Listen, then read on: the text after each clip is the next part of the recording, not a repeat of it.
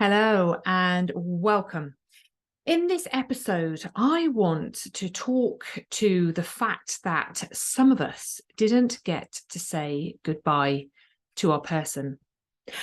I didn't get to say goodbye to Simon. Simon literally was here for breakfast and gone for lunch. He left one Sunday morning to go on a bike ride and had a cardiac arrest, and I never saw him alive again. Now, a lot of people suffer from sudden traumatic losses in very different ways. But I know also there are people that know their person is going to die. They know that the end is near, but still may not feel like you had the opportunity to say goodbye to your person, to have the conversations that you wanted to have. Maybe the end came quicker than you imagined. Maybe it came when you weren't with them and you weren't expecting it. Maybe you just weren't able to find the words to say the things you wanted to say because it didn't feel right. It didn't feel like your person maybe wanted to have that conversation.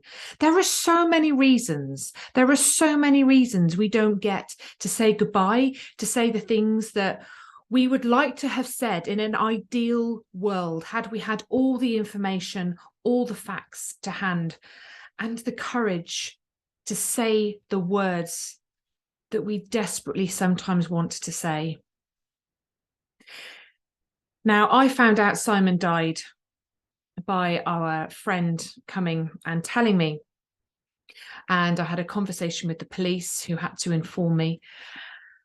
And I had this overwhelming desire. I needed to see him. I needed to be with him. I needed to speak to him. And it was such a visceral, strong, tangible feeling for me. And I couldn't. And it was so frustrating because they had to take Simon to the coroner's office because he died suddenly and unexpectedly, and it was a Sunday, and they're not open on a Sunday, so there are no visiting hours. So I was just left in limbo. My husband had gone out on a bike ride in the morning. I'd barely muttered 2 words to him because he'd left early and I was a little bit hungover. And that was it. That was it. And then the next thing I know, somebody's knocking on my door telling me he's dead. What do you do with that? Like, you need to see them. And I couldn't see them. And then I thought, okay, I'll just get through today. I'll see him tomorrow. And then I spoke to somebody at the coroner's office, and he needed a postmortem. And I was advised not to see him because he still had everything in him that they had used to try and resuscitate him. And I think from my nursing days, I know what that looks like. And I knew perhaps I didn't want to see Simon like that. And I had to listen to the advice that I was given. So instead, I went to the spot where Simon died. Simon was with Mark, his friend, who was the person who told me Simon had died, on the bike ride. So Mark drove me to the place he died via the route that they had cycled, so I could experience Simon's final moments on this earth. Sorry, I wasn't expecting to get emotional. I don't talk about this very often. And it brings up emotion. So I went with Mark. We went via the route that was Simon's final route, and he took me to the spot where he died. And it was on a country lane, and it was on a grass verge where Simon had pulled over. And this is in September. The grass verges were quite overgrown, and you could see the dip in the grass, the grass that had been pushed down where Simon had obviously fallen and collapsed, and where people had tried to resuscitate him for nearly an hour on that grass verge. And Mark took me there, and that's the space where I properly broke down, where I really did. I think that was the first time since I'd found out Simon had died that I cried. I don't recall crying on the Sunday. I was in complete and utter shock. And I didn't have that emotion. But once I was taken to the spot where he died, it came out, and I remember making some really weird noises. And I remember I started to take off my jewelry, because I wanted to leave like my jewelry where Simon had died. I wanted to leave something there, and in his place. Luckily, my dad came in and sat with me and said, Karen, keep your jewelry. It's special to you. You'll want to keep it. Simon would want you to keep it. So I did. I just so needed to see him. I needed to speak to him. This urge, this longing, this absolute fire inside of me, just needed to be with him, just needed to see him. And I couldn't. They did the postmortem on the Tuesday, and my funeral directors very kindly got there literally as the coroner's court closed, and picked Simon up and took him to the funeral directors and tidied him up. And I was able to go and see him on the Tuesday evening. And it was horrendous. It was horrendous. I remember walking into the room, and as I kind of went to walk into the room, I could see his hand, and his hand was grey. And I just remembered that look again from my nursing days when I'd been with people when they died, that colour. And I was really scared of what I was going to see. And I remember walking back out the room and saying to my dad, I can't go in there. I can't do it. I don't know really what I was scared of. The reality, maybe. Anyway, my dad looked me in the eyes and he said, you can, Karen, you can do this. Go and be with your husband. So I gathered myself, I walked into the room, and he just looked like he was asleep. He looked so peaceful, and just like he was asleep. And it was really hard. It was really hard to see that. It was really hard to be with him in that moment. I had so much I wanted to say, but I didn't know how to say it. And would he hear it? Would he know I was there? Would he know I was saying these things to him? And I just sat and I held his hand, and I did speak from my heart. And I spoke a lot about the children, and I promised him that I would absolutely make sure that the girls were okay in life, that they were able to live full and vibrant lives, that they would become strong, independent women, that I would, teach them as much as I could of all the things that he would have taught them. And we'd had various discussions about the girls and what we wanted for them in life. But there was a lot we didn't talk about. There was a lot I didn't know. And you're left with a lot of unanswered questions, which can be an extra layer of suffering in your grief. Because you want to know what they think, because you want to be able to see that through for them. And I didn't have all the answers. Did he know that I loved him? Did he know that there was so much he'd given me in life that I was so grateful for? It was purely by luck on that Sunday morning that he went on his bike ride that we hadn't parted on cross words, because I was working as a midwife. I was working night shifts and was tired. He was working full-time, running a business, and was, he was working 50 to 60 hours a week and some. The girls were 9 and 5 and demanding, and it's life, right? But it's difficult. And he was a strong, very opinionated man, and he liked things done a certain way. Don't get me wrong, he was an amazing listener. He had such a wise curiosity about him, and we had some incredible conversations, when he was in the right mood.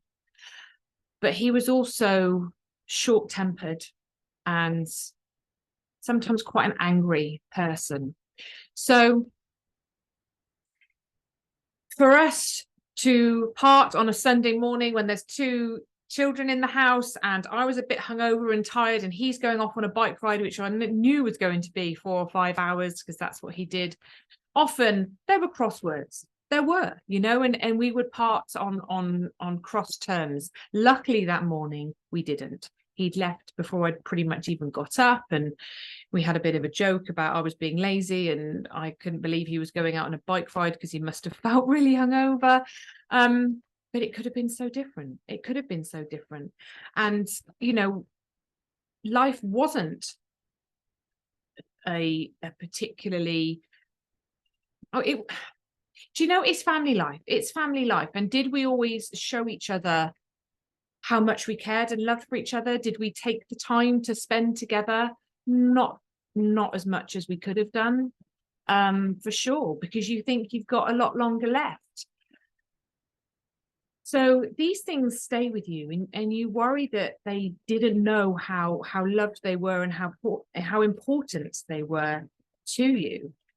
So I had to find the words, and I went and spent a few moments with him each day for maybe, I can't remember, maybe a week or so after he died. I remember when I started to see his skin discolor, I thought, I'm going to stop now because I want to remember you how I remember you as what, as being alive and vibrant, and he looked peaceful actually, and I didn't want to lose that image. So I went and sat with him. I went and saw him most days, and I spoke to him, and I was really actually struggling with, should I let my eldest daughter see him? And I didn't know what to do.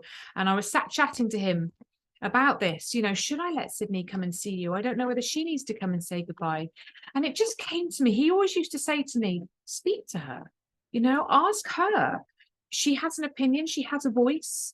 And he very much wanted the children to have that voice, to be able to make those decisions for themselves in life, age related, obviously.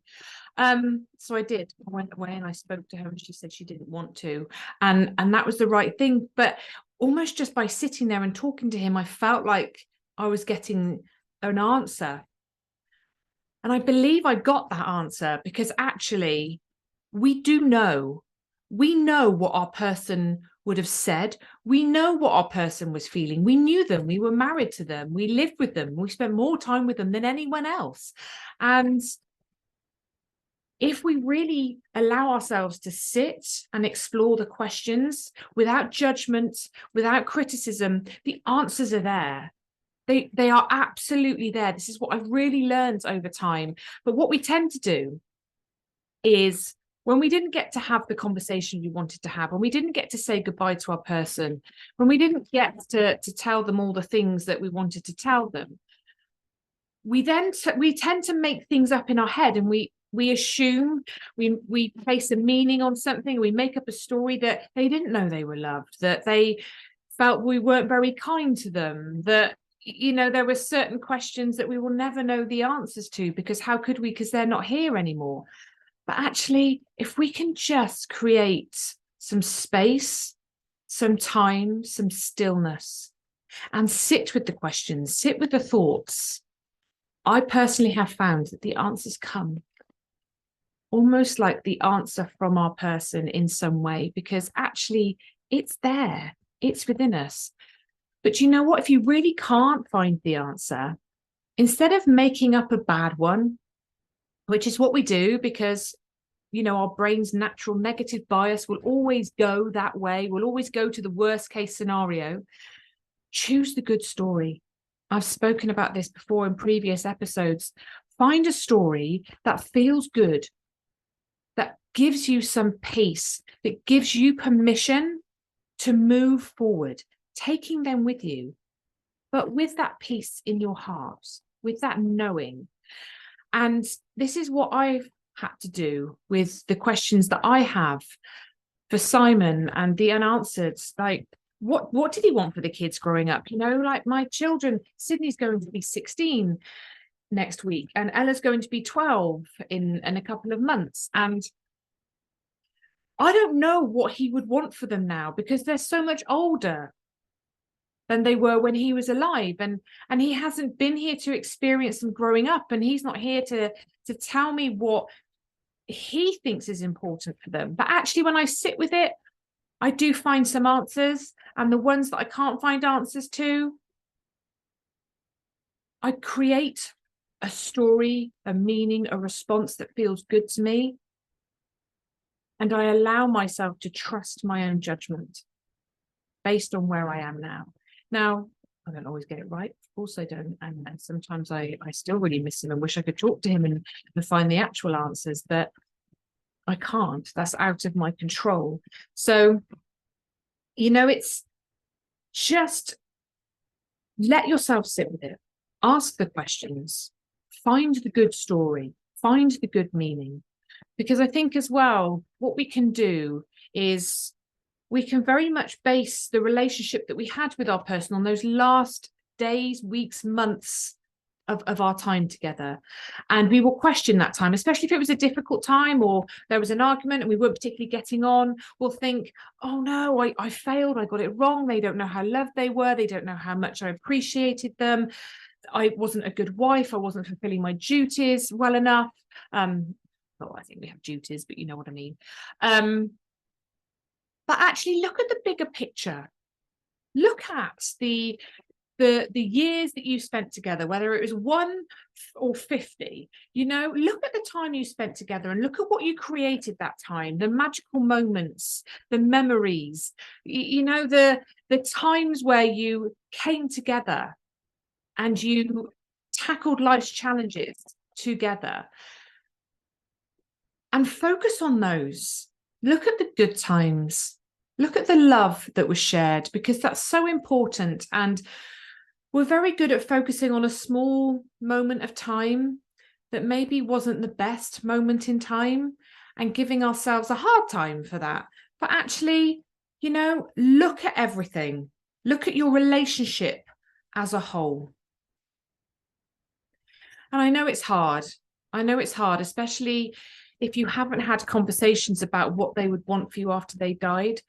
Simon and I did have a lot of conversations. I think because of what I did for a living with my nursing and my midwifery, it prompted a lot of conversations about death and what would happen if one of us died, or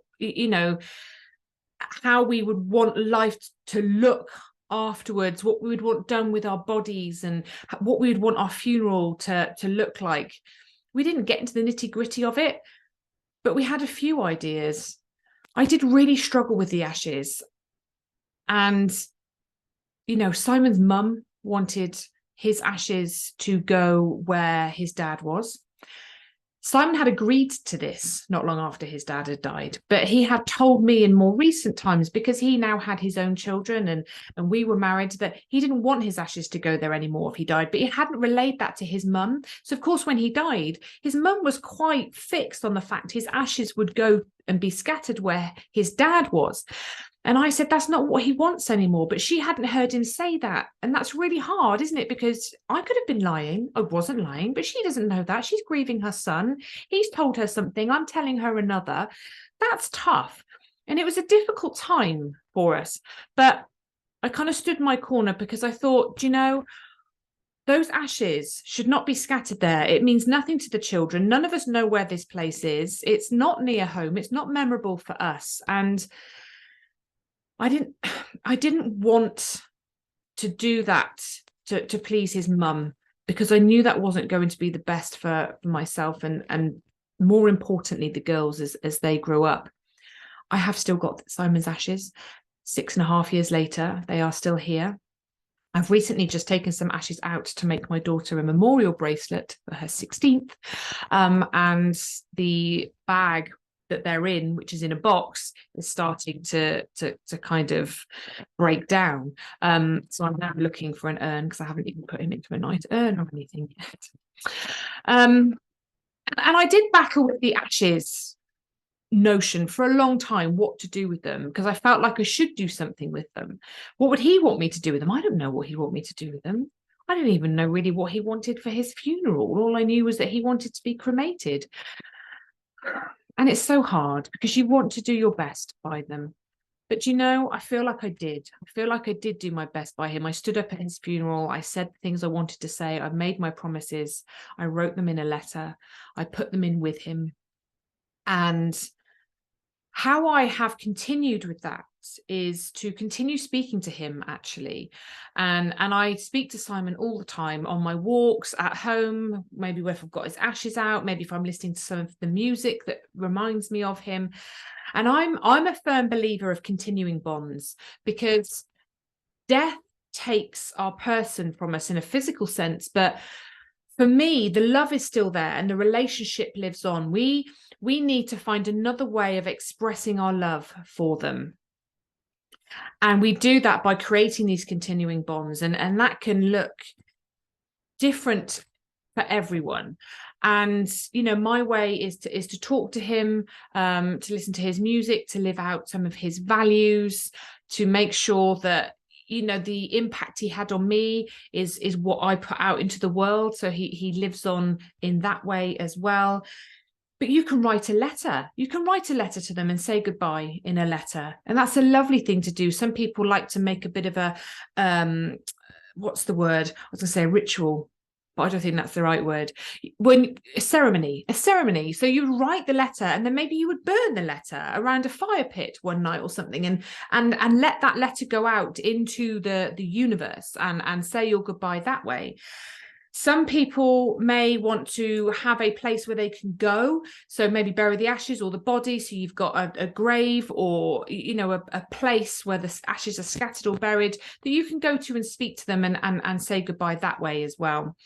You can wear their favorite clothes, you know, you can sit with them that way and snuggle up at home in their favorite jumper and spray their aftershave or their perfume on it, and be with them that way, and spend time with them in that way as well. You can make a spot, almost like a little shrine at home, that's for them, and that can be your way of saying goodbye. There's lots of different ideas. There's lots of things you can do.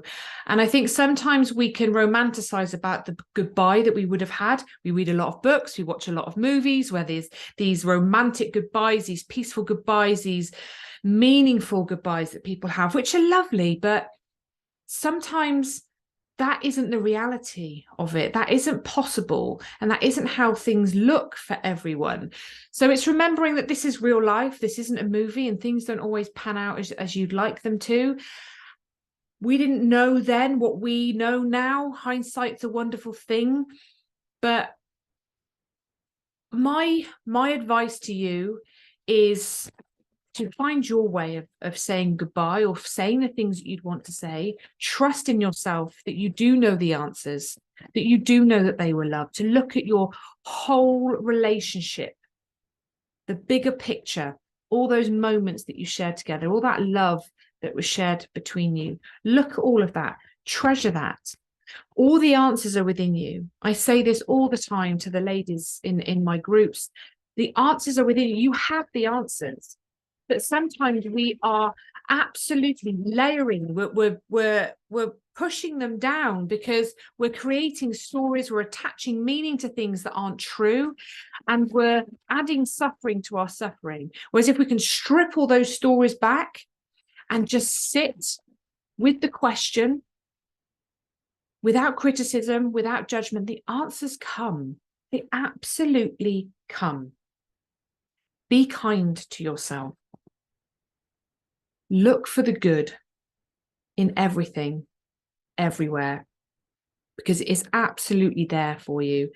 And I know it's hard. I know it's hard when you didn't get to say the things you wanted to say. But I truly believe that we're still able to show them in the things that we do, that we love them. We're still able to demonstrate everything that they taught us, everything that they gave us, all the love that we shared in our lives. And I like to feel that they are aware of that, that they can see that they can feel that. I don't know how. I'm not religious. I'm not massively spiritual. I've kind of made that my belief system, because I like to believe that one day I will see Simon again and we will have an amazing conversation. So for me, maybe it's just not goodbye. It's just, I'll see you again.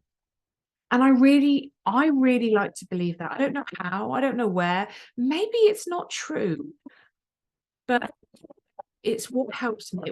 It's what brings me comfort. That's my good story that I tell myself, that brings me peace, that brings me comfort, that allows me to create those continuing bonds with Simon and still show him that I love him, that he has had a huge impact on my life, and he was and still is very much loved. I'm sending you lots of love. I hope some of this has helped, has resonated, has brought you some peace and some comfort, because I know how difficult it is. Please share, like, subscribe, leave a review if you are enjoying these podcasts. It really helps me to reach other widows that so desperately need to hear what is being said, so that we can continue to spread that hope, because we so desperately need it. We are grieving the loss of a loved one. Look after ourselves.